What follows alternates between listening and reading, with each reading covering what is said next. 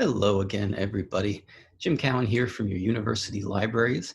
In today's brief video, we're going to take a quick look at the advanced OneSearch option, available, of course, through the library homepage, library.uarts.edu. So without further ado, let's hop over there now. You might have already seen my video on OneSearch, in which I just popped in a search term here and away we went. For this time, though, we're actually going to go a little deeper and look at the advanced OneSearch option. Which is slightly below the search box on the screen there. Please don't be intimidated by the word advanced. I wish they had called this something like guided search, something of that nature, because I really think it does help guide your searching technique right at the beginning.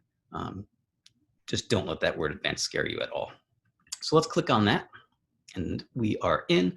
First thing you might notice is that now there's multiple boxes. Instead of just the one search box, we have three, and below it we have all of these different fields. We can start narrowing right from the get-go if we want to.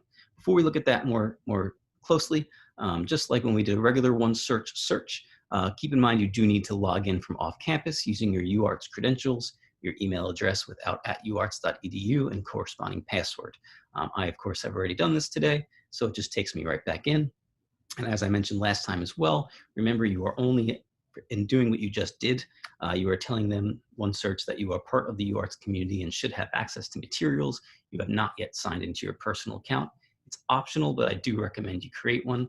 Hopefully you'll be using our resources a lot, and it'll make your life easier if you can save things, retrieve them, go back to them, and I'll show you how to do that in a moment as well.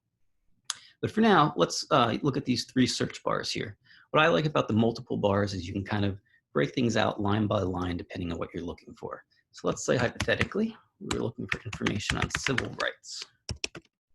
And I put that in quotes because the quotes allow it to search as a phrase. So rather than looking for any mention of the word civil and any mention of the word rights, it has to be civil rights close together. We're going to ignore these for now. We'll go back to them in a second. And over here, let's just say photography. We're looking for civil rights and photography. Note that I did say civil rights and photography. These are our three Boolean limiters over there on the left-hand side.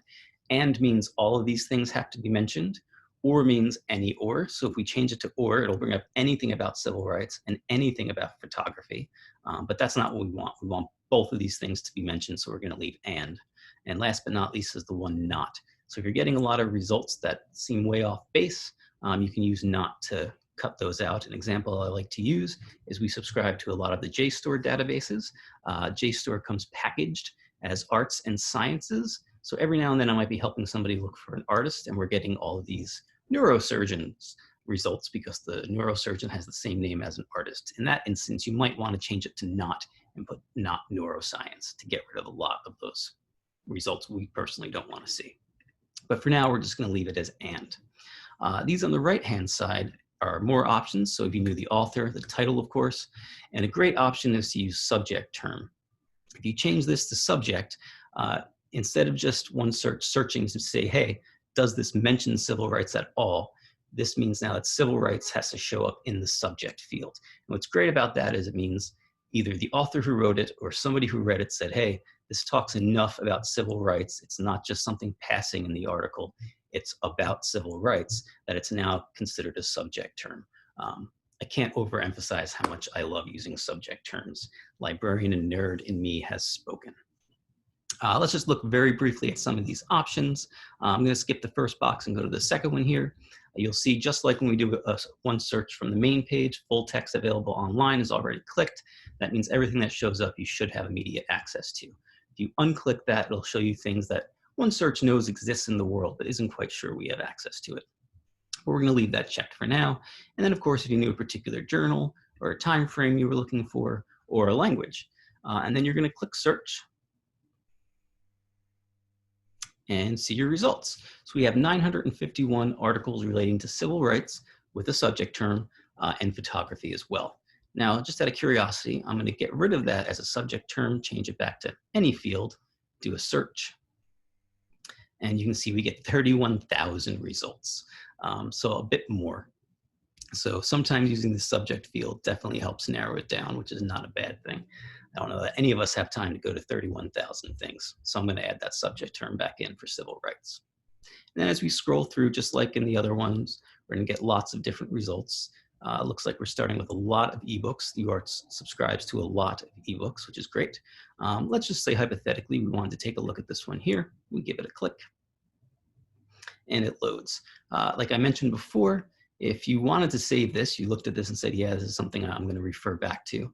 On the right-hand side here, you can click Add to Folder. And note when I do this, the folder up top that is currently blank will have some paper put into it. And when you click on that, on the left-hand side, these are the default folders that will appear when you create an account. And it's saved as an ebook in your ebooks folder. Again, you can customize these once you create an account. But now, remember, I did not sign in here. So if I close my browser, that's going to go away. Okay, and let's go back to our results list one more time.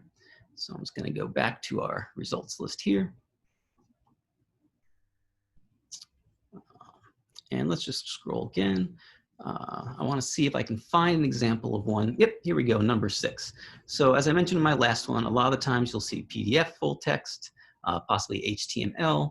There's this EPUB option now, which is very similar to the PDF, if I'm being honest. But every once in a while, you're going to see full text finder. That should be a click-through. So if you click on it, it's going to say, hey, I think you all should have access to it, but we can't quite get to it right away. And then it'll give you another link here. And as you can see, I'm going to get rid of that. I apologize. As you can see here, it says on campus only. So this is an instance where if you run into it, you're going to have to shoot me an email and say, hey, I found this article, but it looks like it's only available on campus. Can you give me a hand? And then I will happily try to give you a hand.